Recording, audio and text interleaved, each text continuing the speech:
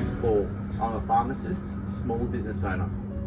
Welcome to the Coalface of my pharmacy.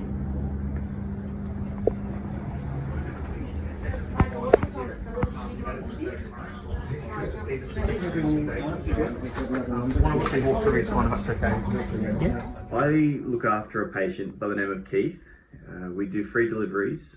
We pack his medications for him, and we've been looking after him. Keith's on 6 regular medications, which include Xarelto, Zigduo, Xalatan, Duodart, Nepentine, and Ramipril. Now, all these medications are eligible for 60-day dispensing. In order for us to understand if a vulnerable patient like Keith will benefit from 60-day dispensing, we need to see it from his perspective. Now, like a lot of vulnerable older Australians, he's on a concession card. He pays $7.30 per month. Now, we have a great system in Australia called the safety net. So if a concession card holder pays for 36 medications at that concession rate of $7.30, they then reach the safety net.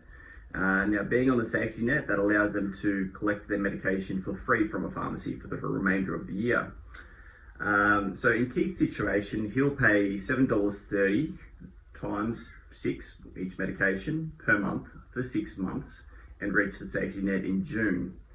And with that, he'll be able to collect his medication for the remainder of the year for free.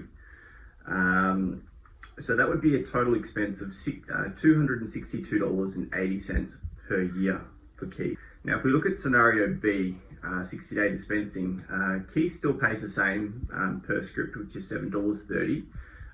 He'll do that for 6 medications, which is $43.80 per month, but he'll do that every 2 months, which is going to be $262.80 per year, and he'll reach the safety net in December.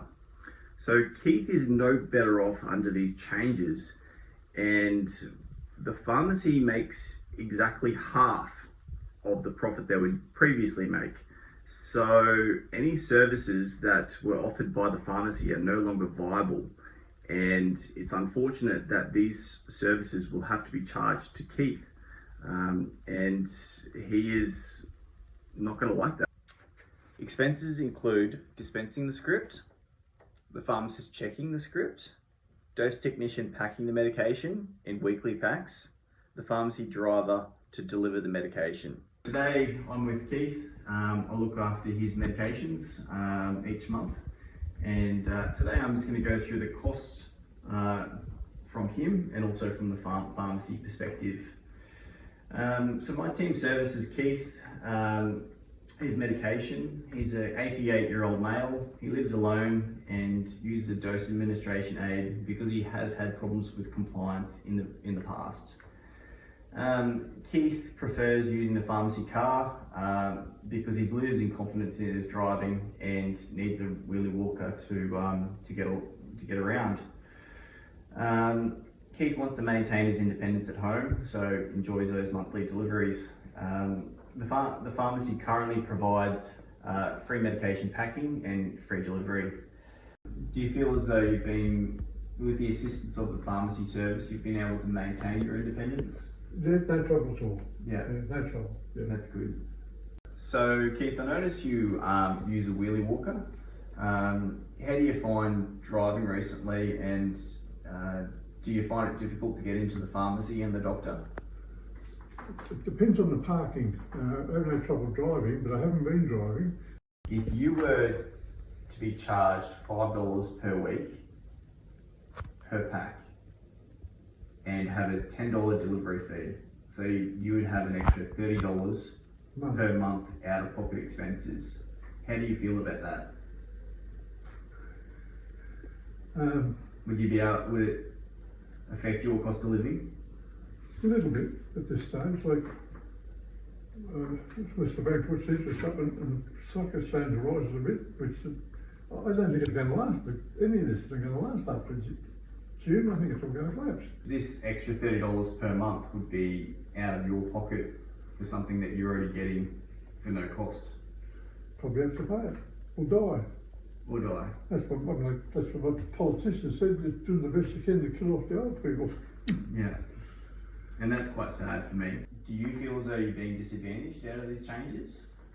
I think so, because I've paid taxes all my life, and you work hard, and they just take the money off there, what you got left in the bank to survive, which is not right. I mean, it's, you like to live a reasonably good life as you get older, but they're doing the best to clean you out to have nothing. Yeah. So, do you feel as though the government's forgotten about you a little bit in this policy? Like they're thinking that they're doing the right thing, but they're not. I don't think they know what they're doing, to be honest. I look every way they do it, they're spending too much money to get the NDS is oversupplied with bookwork and what do you call it? You get so much and more than half goes to administration. Yeah. And the rest is nothing. I mean, they're not on the right track. After I visited Keith, I found out that he's actually lost his licence, so he can no longer drive as a result of a medical exam. So he's heavily reliant on the pharmacy delivery and the medication packing that we service.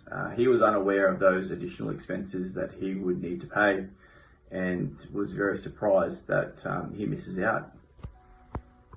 This clearly demonstrates that 60-day dispensing is not equitable to our more vulnerable patients, and they will suffer under this scheme. If we continue to supply the pharmacy health services, we will need to start charging for medication packing and deliveries, which would be a disadvantage to Keith.